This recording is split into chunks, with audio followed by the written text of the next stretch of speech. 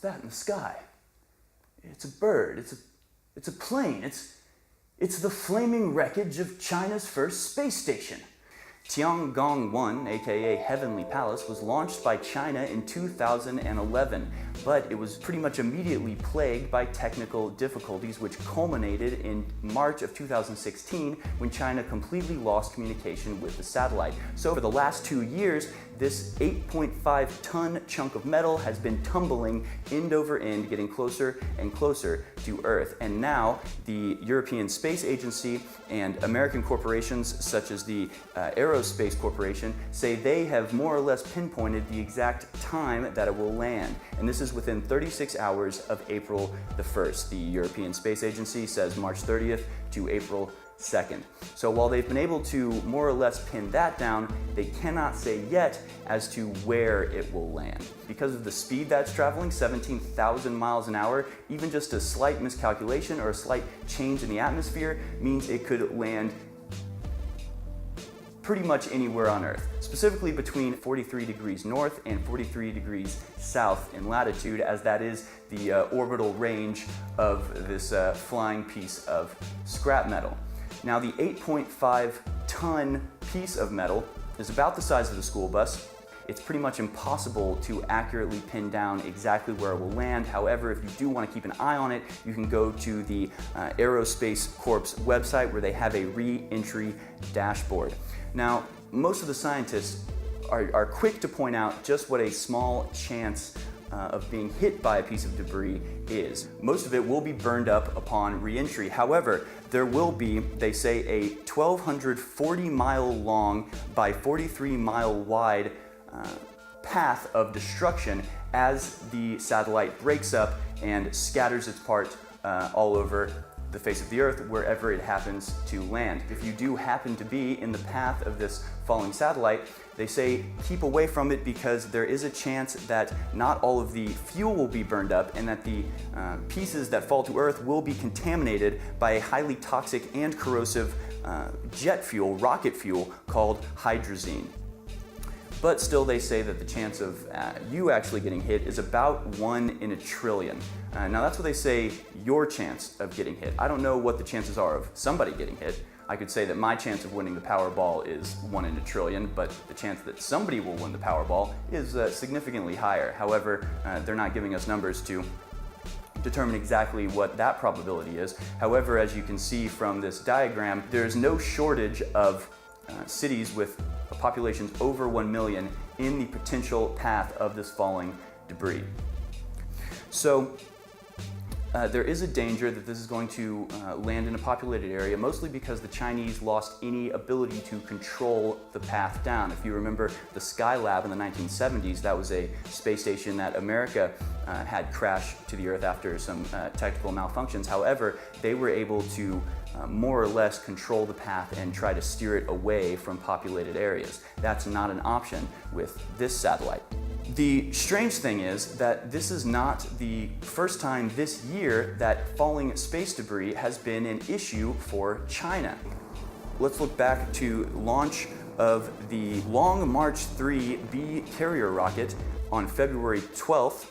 Now that was launched in China, as you can see from the video, you see these booster rockets fall off. You've probably seen that before if you've seen other rocket launches in America.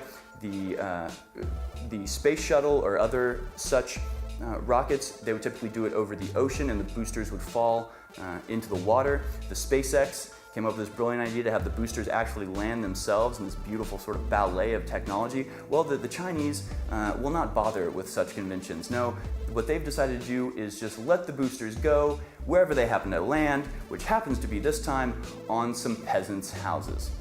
Now, they go ahead and just launch it over a populated countryside, and they just let the boosters fall onto the houses of the peasants below.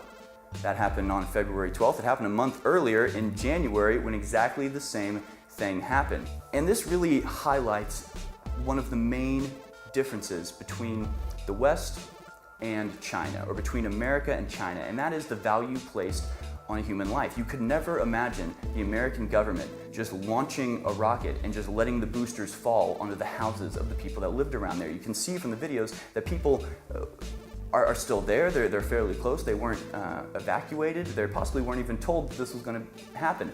Well, this is just the mindset of the Chinese Communist government. The Chinese Communist government has a goal that it is trying to achieve, and if it has to drop some boosters on some peasants' houses, well, hey, they're just doing their part for the glory of China.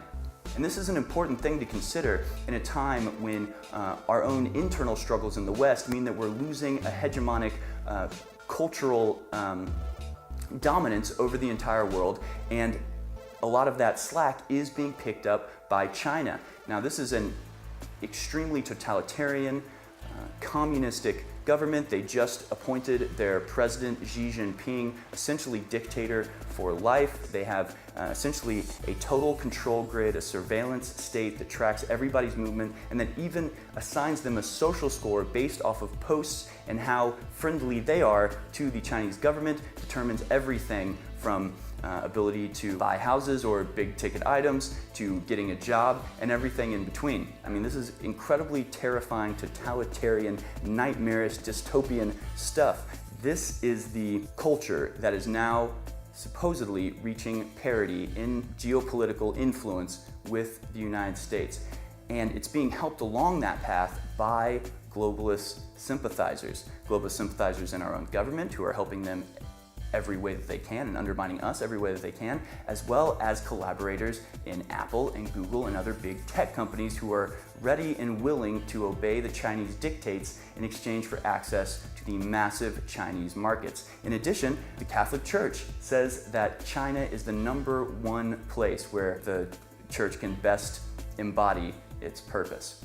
And so as China enters into the forefront of politics and geopolitics and the human experience, they are achieving what we have achieved technologically. They even brag, oh, it only took us 20 years where it took the Soviets and Americans 40 years. Technology was a major factor in what allowed the West to rise to the culturally supreme hegemonic status that it now holds, although that is crumbling. But technology wasn't the only thing. In fact, I would say the main driver of that ability to conquer, take over, and spread without the use of force, but just spread naturally, is the values and the virtues that the West espouses, or at least tries to live by, such as democracy and the value of individual life and the supremacy of free will over servitude.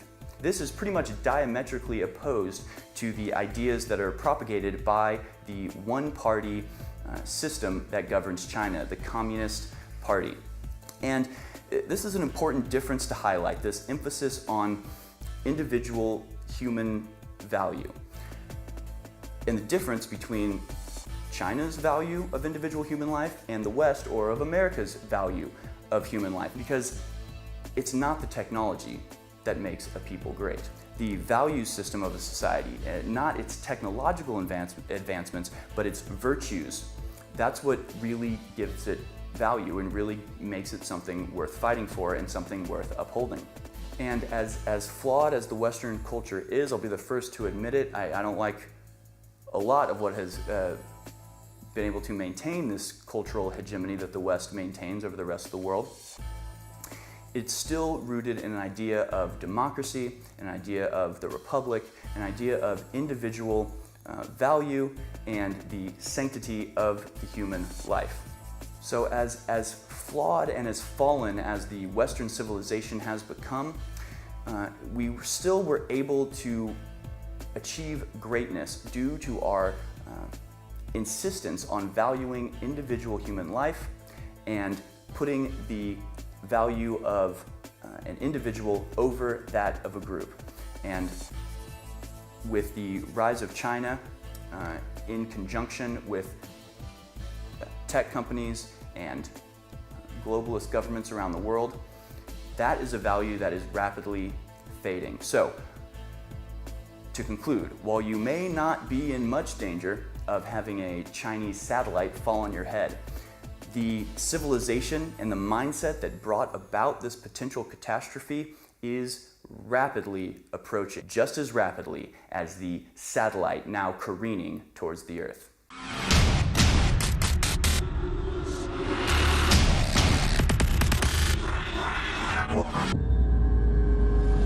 Infowars Life Brain Force Plus is our #1 selling product by leaps and bounds, and for a good reason. Going back about 5 years ago, we did research on what top selling nootropics were, what were most popular, what were best, what people liked, and we made it even stronger. Then we cut the price because leading competitors have 5 to 7 times markup. We only have 150%, and then it helps fund our operation. Well, now it's 50% off.